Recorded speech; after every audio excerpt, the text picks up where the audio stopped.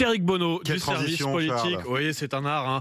On connaissait Pierrick, le président jupitérien. On découvre le candidat jupitérien. Oui, Jupiter, le président au-dessus de la mêlée, mais qui décide de tout. On a beaucoup entendu ça au début de son mandat, essentiellement. Eh bien, le candidat Macron, c'est pareil. Les soutiens du président sortant regrettent le fonctionnement très vertical de la campagne. Tout est verrouillé, contrôlé par son cercle rapproché. C'est une armée mexicaine, confie un député marcheur de la première heure. Dès qu'il y en a un qui prend une initiative, on le regarde de travers. Et l'un de ceux qui sont censés porter la parole du candidat nous raconte que tout doit être validé par l'équipe de campagne. Et même parfois par Alexis Kohler. Alexis Kohler, c'est le secrétaire général de l'Élysée. Si je veux qu'Emmanuel Macron lise mes notes, il vaut mieux que je lui fasse d'abord passer, nous dit ce marcheur. Comme quoi la frontière entre le président et le candidat est souvent franchie.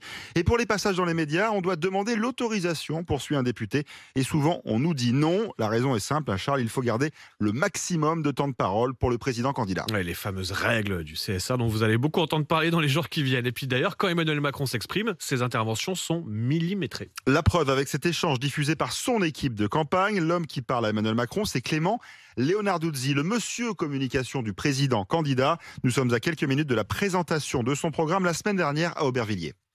L'objectif est de prendre combien de questions ? Une bonne trentaine, ça serait génial, mais ça va dépendre énormément de la longueur de tes réponses. Plus tu fais court, plus on en prend, plus l'exercice que tu voulais faire de confrontation, d'échange et de j'ai rien à cacher est réussi, mais t'es vraiment mettre des horloges là-dessus. Emmanuel Macron, maître des horloges, toujours, qu'il soit candidat au président. Alors finalement, le président candidat a pris une quarantaine de questions jeudi dernier, mais les journalistes devaient envoyer le thème de leurs questions par SMS à l'équipe de campagne pour avoir le droit de prendre la parole. C'est évidemment pas l'usage dans ce genre de conférence de presse d'habitude, mais n'y voyez pas de volonté de censurer la presse, explique un conseiller du candidat. C'était simplement pour fluidifier l'échange. Sauf que le lendemain, les journalistes sont une nouvelle fois surpris en découvrant qu'ils ne sont pas autorisés à parler aux Français qui assistent au débat à Pau avec Emmanuel Macron. Pour un candidat qui veut prouver qu'il accepte le débat, ça commence à faire beaucoup de conditions. Ouais, il y a beaucoup de filtres. Du coup, les députés marcheurs, eux, ont un peu le blues de la campagne 2017. Ouais, ils sont frustrés, voire carrément dérangés par la tournure qu'a pris la campagne cette année. On s'ennuie, nous dit l'un d'eux. On a peu de prise sur les choses. C'est chiant, lâche un autre député. On écrit des notes et personne ne s'en rend compte.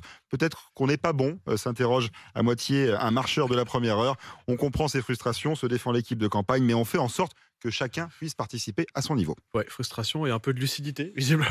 Bon, en bref, quand même, on va... Sans commentaire. Ouais, cette question, est-ce que François Hollande ne serait pas en train de préparer son retour en politique ? L'ancien président ne va pas se présenter à la présidentielle. Je mets tout de suite un terme au suspense. C'est trop tard, en tout cas pour cette année, mais François Hollande a visiblement une autre idée derrière la tête.